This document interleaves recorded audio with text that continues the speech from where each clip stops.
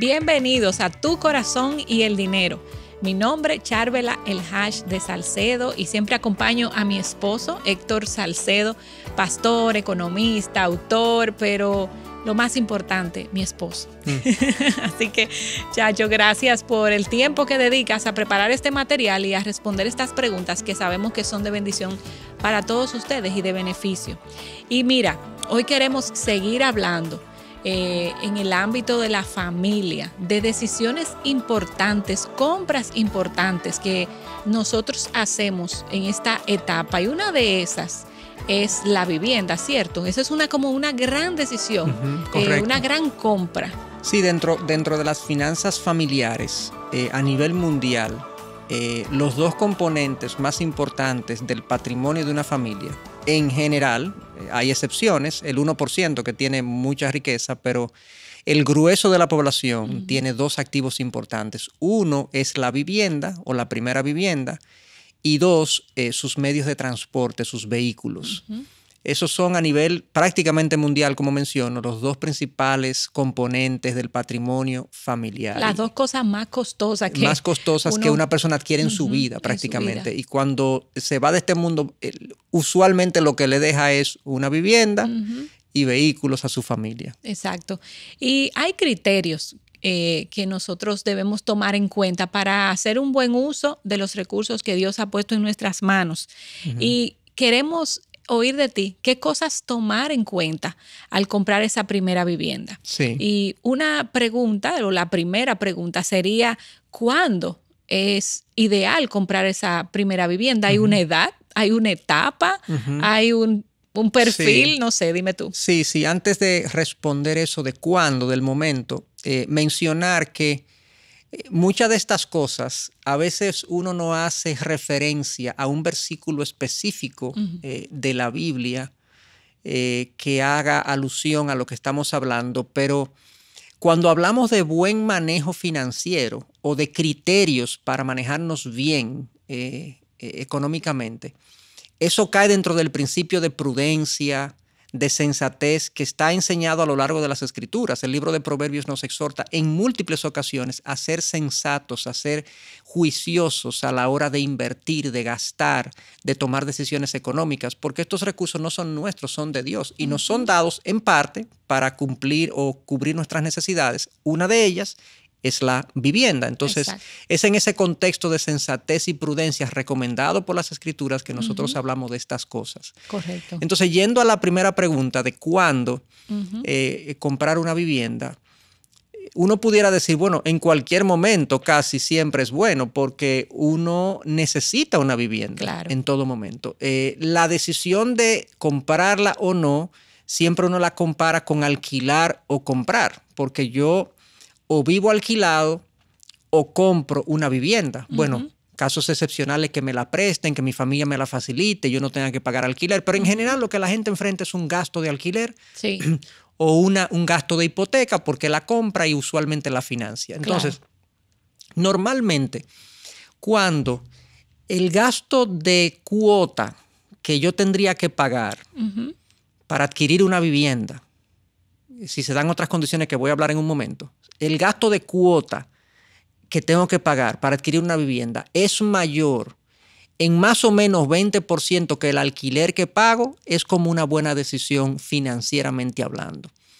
Vamos a suponer que hayan condiciones excepcionales en un país, en una comunidad, donde el alquiler sea prácticamente gratuito, donde la gente pague, bueno, por una vivienda de 2 habitaciones, de 3 habitaciones, $15 al mes. Estoy poniendo un extremo, esto no es real, es un extremo.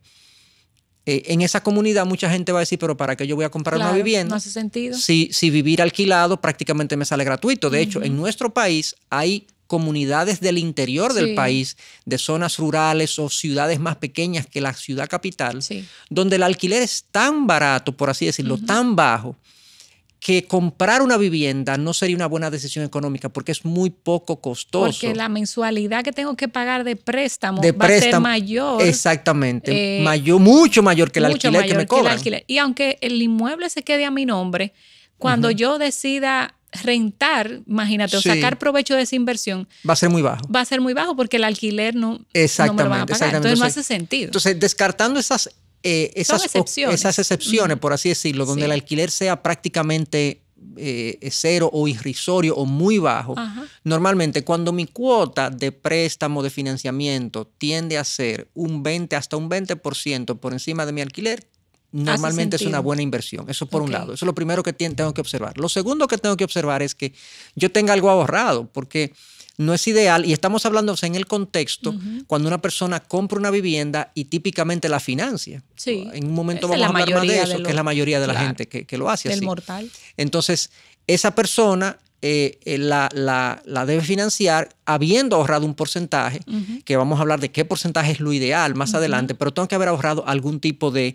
porcentaje. Para darte como un empujoncito. Exactamente. En tercer lugar, tengo que considerar, para el momento, tengo que considerar que tenga ingresos estables. O sea, yo tengo que tener cierta predictibilidad del ingreso, de un ingreso, de dos ingresos, de un ingreso de un negocio propio, pero que la variabilidad del ingreso sea baja para que yo me pueda comprometer con un pago regular de un financiamiento, o sea, que de yo una sepa cuota. cuánto fijo me entra mensual, que yo sé que eso no va a cambiar y que puedo contar y puedo hacer mi presupuesto en base a eso. Y el cuarto elemento también es que tengo que considerar que poseer una vivienda me añade unos componentes en mi presupuesto que no lo hace el alquilar una vivienda. Por ejemplo, hay impuestos a veces a los inmuebles que lo pague el dueño del inmueble y si yo lo tengo alquilado yo no lo pago, lo paga el dueño.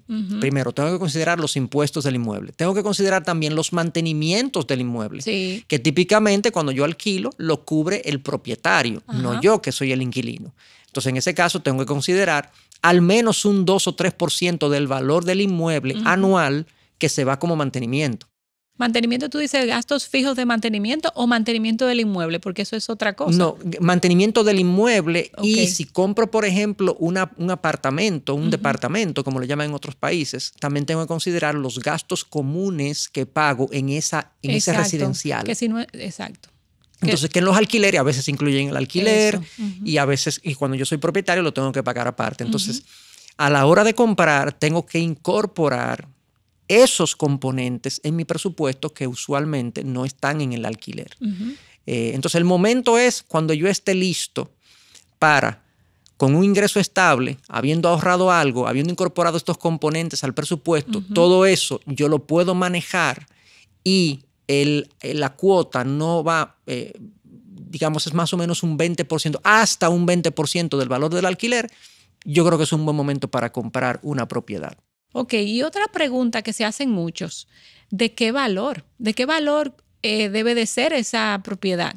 Porque hay personas que se compran quizás con mucha esperanza, inmuebles quizás muy costosos porque es una oportunidad o lo que sea. Sí, pero ¿cuál es el valor? Yo no tengo todo el tiempo para extenderme con relación a estudios que se han hecho y ejercicios de matemática financiera que se han hecho con respecto a esto, pero lo que se recomienda técnicamente es que el inmueble que tú adquieras sea aproximadamente entre 4.5 y 5 veces tu ingreso bruto anual. Ajá. O sea, si una persona gana anualmente, por ejemplo, $30,000 anualmente, ¿okay? Bruto, o sea, o sea, ya eso es lo que me queda en el bolsillo. No, eso es bruto. Eso es lo que te pagan. Ya. Eso puede tener algunas diferencias dependiendo del sistema impositivo de cada país, pero bruto es $30,000. Lo que se recomienda es que tu vivienda ande por los $130,000 a $150,000. Ok, bueno, más es un o buen menos. dato. O sea, 4.5, a veces dicen desde 4 hasta 5 veces tu ingreso bruto anual. Eso es más o menos lo que se recomienda. Si las tasas son muy altas, las tasas de interés son muy altas del financiamiento, eso puede bajar porque la cuota va a ser más alta. Si los plazos en un determinado país son más cortos, hay países que prestan hasta 40 años, hay países que prestan hasta 15 años. Entonces, hay algunas cosas que hay que observar, pero típicamente es entre 4 y 5% tu ingreso bruto anual. Y eso te mantiene en el rango de cumplimiento financiero adecuado. Y hay personas, Chacho, que son también más conservadoras y precavidas, vamos a decir, que hacen un sacrificio de espacio y a veces del lugar, para poder comprar algo más pequeño, porque quizás lo que necesitan son 2 habitaciones. Sí. Y cuando salden eso, entonces dicen, bueno, pues me voy a ir a uno un poquito más grande. Claro. Y con esto que pagué lo vendo y compro uno más grande. Se van como por claro, escalando, ¿no? Claro. Eso es otra posibilidad. Sí, y eso... lo ideal es que uno tenga el mayor inicial posible. Claro. Mientras más inicial yo pongo y el porcentaje de financiamiento que yo financio de la propiedad es menor, menores intereses yo pago y por lo tanto la propiedad es mía más rápido. Exacto. O sea, lo ideal es que yo financie lo menos posible. Claro. Entonces, a veces eso es lo que tú dices, que se puede escalonar la adquisición. Yo primero compro algo más pequeño. Cuando termino de pagar esa primera propiedad, puede ser a los 10 años, por ejemplo, a los 8 años, por ejemplo, la vendo y con esa venta me compro otra de más valor y voy entonces escalonadamente adquiriendo la propiedad, digamos, ideal para mí. Exactamente. Eso es una posibilidad. Y tú has hablado de recursos propios o un ahorro para comprar y has hablado también de adquirir una deuda. ¿Qué hacer? ¿Deuda? ¿Esperar? Hay personas que dicen yo voy a esperar a reunir todo el dinero y otras personas dicen bueno, eso va a pasar en 10 años, yo quiero adquirir hoy. Sí, normalmente para el grueso de la gente adquirir un inmueble, una propiedad o primera vivienda con efectivo, o sea, con recursos propios, es muy difícil. Para la mayoría de la gente le tomaría, en el mejor de los casos, 10 años. Sí. Y más, 15 años, 20 años. O sea que pensar así es un poco iluso. Decir, no, yo no me voy a meter en deuda, no voy a adquirir una deuda, sino que yo voy a esperar a tener los recursos. Recuerden que la persona que toma esa decisión está pagando un alquiler. Eso te iba a decir, que ese alquiler ya se está gastando. Está pagando un alquiler y no le está quedando nada. Exacto. Entonces, el tema de la vivienda es que yo o lo pago al banco o lo pago al alquiler. Cuando lo pago al banco, por lo menos hay una parte que es mía. Exacto. Hay una parte de interés, pero hay una parte que es mía. Cuando lo pago al alquiler, todo es del propietario del inmueble. O sea que la decisión, por eso decía al principio, que si yo tengo que pagar de cuota, más o menos hasta un 20% de lo que es un alquiler, sería una buena decisión. Entonces, en ese sentido, es que tenemos que considerar, ¿no? De qué hago si financio, si no financio. Pero dicho sea de paso, aquí quiero hacer un paréntesis. Como es muy difícil acumular los recursos para comprarlo todo inmediatamente, la mayoría de la gente lo financia, ¿correcto? Sí. Entonces, la pregunta es, ¿cuáles son entonces esos criterios de financiamiento ideales que me van a permitir a mí cumplir con el compromiso que he adquirido? Exacto. Como que esa es la pregunta a la que debemos abocarnos ¿Qué ahora. observar en el préstamo que voy a tomar? Exacto. Para hacerlo bien y de una forma sabia. Exactamente. Bueno, lo primero es, mencionamos esto hace un momentito, el financiamiento se da por aquel porcentaje que yo no tengo. Se supone que debo tener un porcentaje de inicial, ¿ok? Sí. De down payment, como le dicen en Estados Unidos. Sí. Esa inicial debería ser... ¿Qué porcentaje normalmente? Esa inicial debería ser al menos un 20% desde mi punto de vista. Los bancos prestan hasta el 100%. Sí, de la vivienda. Hay bancos que prestan hasta el 100%. Okay. Hay bancos que prestan hasta el 90%. Hay unos que prestan hasta el 80%. Okay. Desde el punto de vista de recomendación de finanzas personales, yo digo hasta un 20%. Como mínimo, hasta que no tengas ese inicial de 20%, no adquieras la vivienda. La razón es la siguiente. Nosotros no conocemos el futuro. Cualquier cosa puede pasar. Puedo quedar sin trabajo. Si tú no puedes en un momento dado pagar la cuota de tu inmueble, ¿qué vas a tener que hacer? Yo entiendo que vender el inmueble. Pueden pasar dos cosas. Okay. O el banco te ejecuta la propiedad, porque la garantía de tu préstamo es el apartamento la propiedad. Te lo ejecuta. O tú lo vendes y le pagas al banco. Entonces, ¿qué pasa? Tú no quieres que el banco lo ejecute. Sí, claro. Porque el banco se va a quedar con un valor que es tuyo. Y probablemente esa propiedad tuvo una ganancia de valor. Exactamente, tú quieres venderlo. Si tú lo vendes, ganas más. Exactamente, tú quieres venderlo. Entonces, cuando tú pones un 20% de inicial, al momento de venderlo, tú puedes perder ese 20%, o sea, bajarle el precio para que se venda rápido, perder hasta un 20%, pero tú cubres tu compromiso financiero. Claro. O sea, el 20% te garantiza que en caso de venderlo, tú puedes salir de él rápido y cumplir tu compromiso. Mientras que si te financias en un 90%, un 100%, entonces lo vas a tener que vender casi al precio de mercado para poder pagar tu compromiso porque tú lo debes completo. Y eso te dificulta entonces la venta.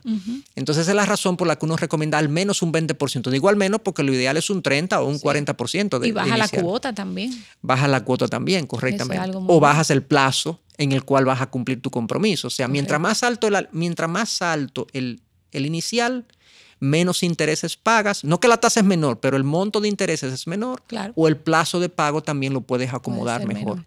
Exactamente. No sé si lo ibas a mencionar entre los criterios, pero el tiempo de financiamiento, ¿qué sería algo ideal? Sí, cuando uno hace los cálculos, idealmente yo recomiendo que no se tome un préstamo hipotecario más allá de 15 años. Porque cuando uno hace los cálculos, la diferencia entre un financiamiento de 15 o 20 años o 25 años es tan poca que tú dices, pero vale la pena entonces hacer un esfuerzo de pagarlo lo más corto posible. Claro. Porque mientras menos plazo tienes, menos monto de intereses pagas. Claro. Entonces yo no recomiendo un financiamiento más allá de 15 años. Y si la persona no puede, porque la cuota a 15 años es muy alta, pues quizás que espere un año más, que ahorre un año más para que tenga un mayor inicial y pueda acomodar una cuota a los 15 años, o definitivamente. Que piense en otro valor de propiedad. Exactamente, para exactamente. Que no desperdicie ese monto de alquiler, te ajustas por un tiempo en una propiedad más pequeña. Exactamente. El otro elemento a considerar, primero ya dijimos el tema del porcentaje de inicial, al menos un 20%. Tú mencionaste el tema del plazo, no más allá de 15 años. Idealmente, no quiere decir que el que lo hace a 20 lo está haciendo mal, claro, pero no es óptimo desde mi punto de vista. Ver las cuotas, a ver si vale la pena. Exactamente. El otro componente a considerar es que trata de que tu financiamiento, la cuota que te genera el financiamiento, la cuota a pagar, la hipoteca, no sea más de un 30% de tu ingreso. Y en caso de que en tu casa produzcan tanto tú como tu esposa o tu pareja, pues que no sea más de un 40% del ingreso conjunto. Yo digo eso porque quiero ser conservador, quiero cuidar las finanzas familiares. Si en una casa donde los dos trabajan, es posible que ocurra que uno quede sin empleo. Sí. Entonces, si decimos, estamos ganando los dos, nos podemos endeudar hasta un 50% o hasta un 60% del ingreso conjunto, porque típicamente un banco te presta hasta el 30% de tu ingreso. ¿Ok? Por lo tanto, entonces si sumamos el ingreso conjunto, uno puede decir, bueno, el 30 tuyo, el 30 mío. No podemos, exactamente. Pero ¿qué pasa si uno pierde el empleo? Claro. No puedes responder a la cuota. Exactamente. Entonces yo recomiendo que no se endeuden más allá del 40% del ingreso conjunto como una forma de anticipar una posible pérdida de empleo y que se pueda continuar el compromiso de pago. Lo mismo que con el alquiler. Si yo me alquilo, yo no debería alquilarme más allá del 40% del ingreso conjunto. Lo mismo que la cuota. Claro. O sea, que ese es un criterio, que esa partida sea como la vivienda, no más allá de un 40% de ingreso conjunto de la pareja. Y si hay un excedente, porque tú dices, bueno, me estoy endeudando en un 30 y está sobrando un 30, pues ahorrarlo para luego hacer un pago al capital. Claro, exactamente. Ese es un criterio. O sea, ese es otro componente que yo iba a mencionar dentro del financiamiento, que si te vas a financiar, considera también que el contrato contemple amortizaciones o pagos anticipados al capital sin penalidad. Eso es importante. Aunque eso es difícil a veces porque los bancos ya están imponiendo que haya penalidad, porque al banco lo que le conviene es que tú lleves tu préstamo al término. Y uno no lee todo ese contrato, con todas esas letras. Debería leerse, pero uno como pero que al firma menos ya. Si el banco tiene una cláusula de penalidad de amortización anticipada o de pago anticipado de capital,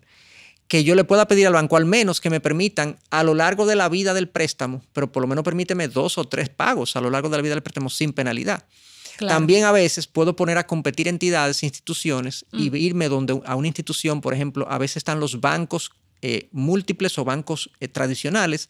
A veces están las asociaciones de ahorros y préstamos o de ahorro y vivienda, como se llaman en otros países, las cajas de ahorro que se llaman en otros países, que tienen condiciones típicamente más flexibles que los bancos tradicionales. Entonces puedo poner a competir entidades para ver cuál me da esa mejor condición. Pero es muy importante que me permitan pagar anticipadamente si yo tengo la disponibilidad, porque a veces puedo recibir un bono, puede irme mejor en el negocio de lo que yo anticipé, me pueden promover en el empleo y puedo obtener recursos adicionales, puedo obtener una herencia y yo puedo saldar mi préstamo. Y claro, si tengo esa penalidad, voy a tener que pagar recursos por pagar antes. Claro. Y te tengo otra pregunta. No sé si la tenías ahí entre los criterios, pero a veces los bancos, las entidades financieras, hacen ofertas de una tasa bien baja, pero a un año, tasa fija a un año, sí, tasa fija a 2 años. Pero luego te dan la opción, bueno, tasa fija a 5 años, pero con una tasa un poco más alta. ¿Qué tomar? ¿Qué hacer? Sí, dependiendo del rango de variabilidad, lo ideal es tasas fijas lo más largas posibles. Porque eso ya yo proyecto. Yo tengo que pagar $150, $300 mensuales de aquí a los próximos 15 años. Ya yo me proyecto y yo sé que ese es mi compromiso, independientemente de lo que pase con las tasas de interés. Mientras más largas y fijas son las tasas, mejor. Ahora, no puede pasar que la diferencia entre la tasa fija y la tasa variable es tanta que yo diga, óyeme, pero es que es demasiada la diferencia, que yo decida mejor fijarla a 1 año, a 2 años, a 3 años y ver qué pasa más adelante. Y luego refinanciar. Lo que yo creo que para un financiamiento hipotecario, lo mínimo que yo tomaría como tasa fija es 5 años. O sea, yo al menos optaría por la tasa a 5 años, lo mínimo. O sea, una tasa hipotecaria menos de ahí, yo creo que no es, desde el punto de vista financiero, no es prudente. A menos que no estén ocurriendo situaciones excepcionales en la economía, claro, que no vendrían al caso de este programa, porque no podríamos entrar en cada detalle. Claro. Pero típicamente yo al menos quisiera una tasa fija por 5 años en un préstamo hipotecario. Quiero también mencionar que si vas a comprar una primera vivienda, tengas en cuenta que mucha gente lo hace, como llamamos, en construcción o en planos. Entonces yo conozco muchos casos de personas que no le ha ido bien comprando en planos. Y básicamente, no es complicado esto, básicamente por una razón muy sencilla. No indagan la calidad del constructor. Y el constructor no termina bien o no termina a tiempo o los compromisos adquiridos en el contrato no se cumplen. Entonces, al final terminas pagando algo económico, entonces, pero más caro. Exactamente. Si vas a comprar en plano o en construcción, primero, indaga del constructor. ¿Cómo yo lo haría? Yo averiguaría otros proyectos que ese constructor ha hecho y ha terminado y ha entregado, iría a esa propiedad y hablaría con un par de vecinos. Sí. ¿Cómo les ha ido? ¿Cómo ha cumplido los defectos de construcción que salieron post-entrega? Que casi siempre hay. Cumplió los contratos. En los plazos hay que tener cierta, sobre todo en estos tiempos de pandemia, cierta flexibilidad porque hay un problema de suministro a nivel mundial. Sí. Y a veces el acero, el accesorio de baños y ciertos materiales no están disponibles como se desearía. Entonces es poco probable que todos los constructores estén cumpliendo los plazos. Entonces eso hay que ser hasta cierto punto flexible, pero yo indagaría con otros vecinos que ya han recibido la entrega de ese constructor que estoy considerando para ver cómo les ha ido, como una forma de protegerme de que no haya un mal producto en la entrega. Perfecto. Bueno, y esto es todo por hoy y gracias a ustedes por estar junto a nosotros en este otro programa. Esperamos reunirnos con ustedes próximamente y ya sabes que puedes escuchar este programa en todas las plataformas de podcast o entrando al canal de YouTube de Ministerios Integridad y Sabiduría. Gracias y nos vemos pronto.